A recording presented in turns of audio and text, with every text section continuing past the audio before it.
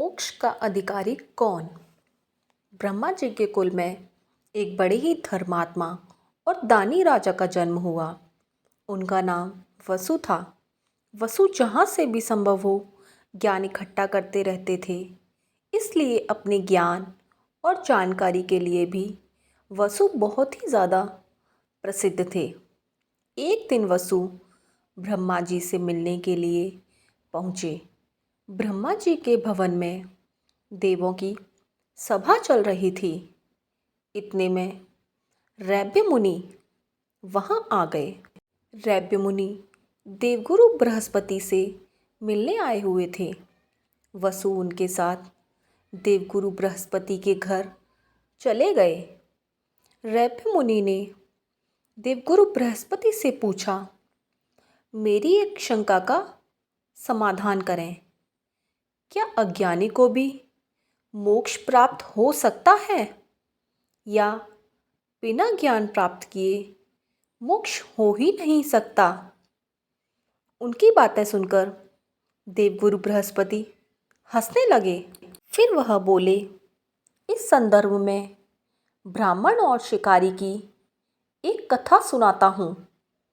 अत्रि कुल में जन्मे ब्राह्मण संयमन तथा नीच कर्म करने वाले बहेलिए निष्ठुरक की कथा आपका यह संदेह दूर करने में ज़रूर सहायता करेगी। तीनों पहर पूजा पाठ करने वाले संयमन गंगा नहाने गए तो वहाँ एक शिकारी को देखा। संयमन बोले, शिकारी, यह जीव हत्या का काम ठीक नहीं है, इसे तुम छोड़ दो। यह सुनकर शिकारी मुस्कुराने लगा। इससे पहले कि संयमन कुछ बोलते, उनसे पहले ही शिकारी बोल पड़ा, सभी प्राणियों में आत्मा के रूप में भगवान वसते हैं। सच्चे पुरुष को चाहिए कि वह इस अहंकार को त्याग दे कि मैं करता हूँ। कोई कुछ नहीं करता। जो कुछ भी करता है वह सब ईश्वर करता है, ऊपर वाला करता है। सब उस ईश्वर की ही लीला है। तो ऐसे में क्या शिकार और क्या शिकारी, मारने वाला भी वही, मरने वाला भी वही। आप किसी को हीन ना समझें। शिकारी होकर ऐसी ज्ञान की बातें कर रहे हो। यह सुनकर ब्राह्मण संयमन आश्चर्य में बोला, तुम कौन हो जो इतने तर्क के साथ अपनी बात रख रहे हो? तो शिकारी ने कोई जवाब नहीं दिया। इतने पर संयमन बोले, क्या बात है? वह लोहे का एक जाल लेकर आया। जाल को सूखी लकड़ियों के ऊपर डाल दिया।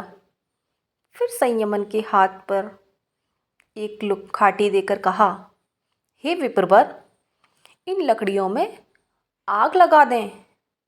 संयमन के आग लगाने की देर ही थी। देखते ही देखते सूखी लकड़ियाँ धधककर जलने लगीं। जाल के विभिन्न छेदों से अग्नि की ज्वाला उनको लहराने लगी। शिकारी ने आग की ओर इशारा करते हुए कहा, विप्रवर, आप इन छेदों में से निकलती आग की कोई एक ज्वाला या अग्निपुंज उठा लें, क्योंकि अब मैं आग बुझाऊंगा। इतने में संयमन ने एक अग्निपुंज उठा लिया। शिकारी ने आग पर जल फेंका तो पल भर में ही धधकती हुई आग शांत हो गई। तो शिकारी बोला, ऋषिवर, जो आग आपने चुनी थी वह मुझे दे दें। उसी के सहारे मैं अपना सारा जीवन यापन करूँगा। इतने में संयमन बोले। संयमन ने आग पर निगाह डाली, पर वहाँ अब आग कहाँ? आग की सभी ज्वालाएं कब की शांत हो चुकी थीं। संयमन आँख मूंदकर शांत होकर बैठ गए। तो शिकारी ने कहा, यही हाल है महाराज। संसार का भी, सबके मूल में भगवान की ज्योत तो जल रही है। यदि व्यक्ति अपने स्वाभाविक धर्म का अनुसरण करते हुए अपने हृदय से परमात्मा को जोड़कर कोई भी शुभ अशुभ कार्य करता है, फिर उस कार्य को प्रभु को समर्पित कर देता है, तो उसे ना तो कोई दुख होता है और ना ही वह कर्म संबंधी पाप पुण्य के चक्कर में पड़ता है। यह सब शिकारी संयमन को बोला। इतना शिकारी का कहना भर था कि आकाश से फूलों की वर्षा होने लगी। रत्नों से सजे धजे कई विमान आसपास उतर आए। शिकारी निष्ठुरक अद्वैत ब्रह्मा का उपासक था, सो उसने योग विद्या से कई शरीर बना लिए तथा अनेक विमानों में बैठकर स्वर्ग को चला गया। इतने में देवगुरु बृहस्पति बोले, तो हे राजन, वसु और मुनिवर रैभ्य, इससे यह सिद्ध होता है कि अपने वर्ण और आश्रम के अनुरूप कार्य करने वाला कोई भी व्यक्ति ज्ञान प्राप्त करने के बाद मुक्ति का अधिकारी हो जाता है। तो ये थी मोक्ष का अधिकारी छोटी सी कथा। दोस्तों, कैसी लगी आपको ये कथा?